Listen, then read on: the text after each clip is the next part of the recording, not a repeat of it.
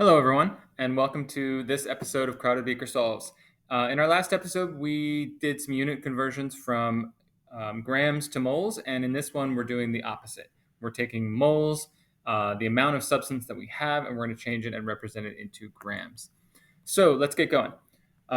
It's another unit conversion. If you have 8.43 moles of carbon, how many grams of carbon would you have? So this is our starting value. You always want to start by putting your starting value with its unit.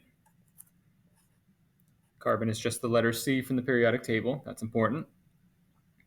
And because I'm changing it to grams, I'm going to need to make a conversion factor. Because I'm starting with moles, that's going to go on the bottom. Moles of carbon. And I need grams of carbon on the top. Again, make sure to put the element symbol or the compound symbol that you're using. Then you need to know what these numbers are. And anytime you need to know grams per mole, you would go to your periodic table, find the element or set of elements you're working with, and get the total weight of it.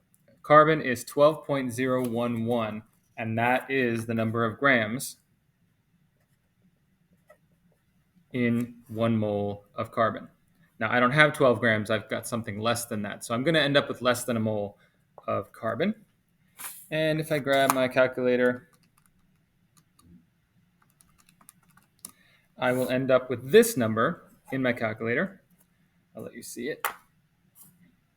So 0.701856631, another ridiculous number your calculator is just going to give you because that's what they program it to do. And that's grams of carbon. However, I don't want that many digits because I don't know all those digits. So I'm going to go back here and say, oh, I'm starting with 3, and I'm multiplying by 5, but the shorter one is 3. This is an exact value, so don't limit it to 1. And you're going to end up with 3 digits in your answer after the zero. So 0.70, but then this one would get rounded up to a 2 because of the 8 that's there. So 0.702 grams of carbon, and that is my answer to the appropriate number of sig digs. Okay, so that's how you change moles to grams. Multiply by its mass from the periodic table and how many moles you have.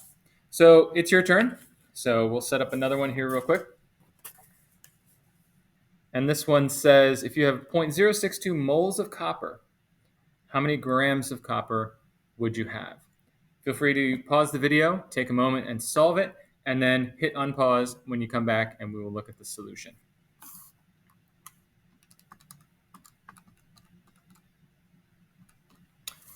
Okay, so if you were able to get an answer of 3.9 grams of copper, then congratulations, you're doing well.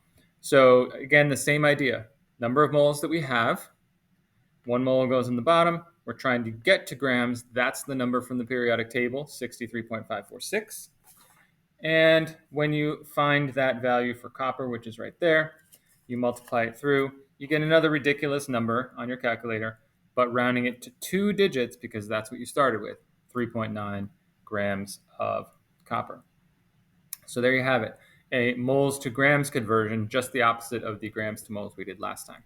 If you have a suggestion of a problem you'd like me to solve, feel free to put it below or contact me. In the meantime, happy solving and have a great day.